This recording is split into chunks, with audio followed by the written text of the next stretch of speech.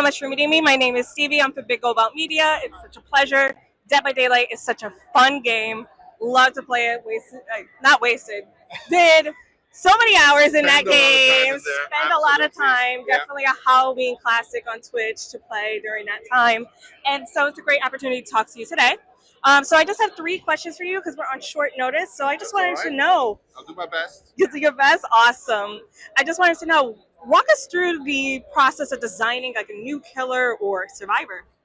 Well, the super interesting thing about that is that we just announced we're going to do choose your own chapter this year, which is essentially we're going to lift the veil on that process, and we're going to invite the community to do that with us, because it's usually a series of questions that we ask ourselves, like, should this killer be supernatural? Should they be rooted in reality? Should they be from this era? Or should they be from way back when? And all of these things will do that together with the community in the next few months that will lead us to the chapter being released during our 10th year, which is now. It is a process where a lot of people have a lot of opinion, a lot of passion. There's no sort of wrong answers. There's so many things in horror that could be made into a killer in Dead by Daylight.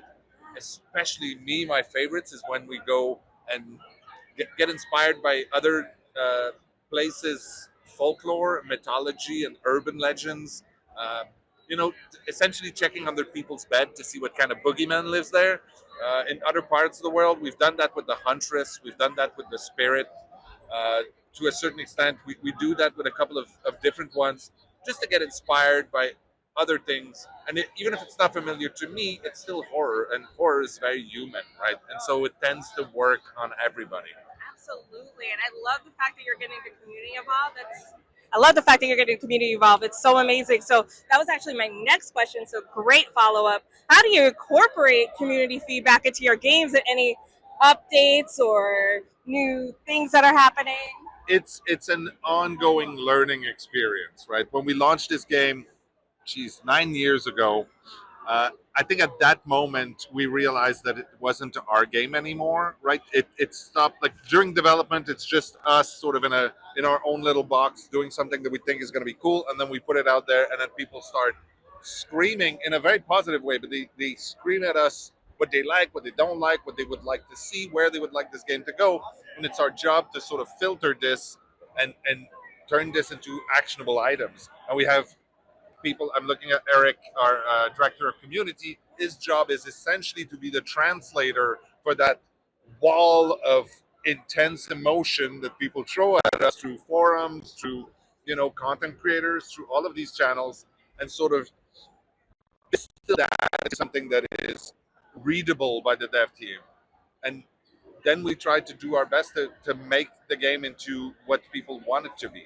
It's always a choice. Every day we have choices. Are we going to do this? Are we going to do that? Are we going to spend a little time on this? Or are we going to do some polish or quality of life improvements?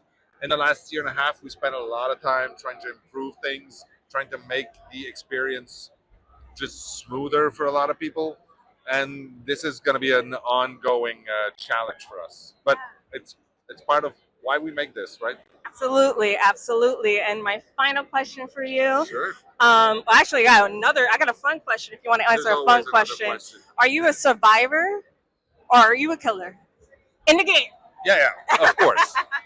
So it's funny because during development 10 years ago, Ash Williams, yes.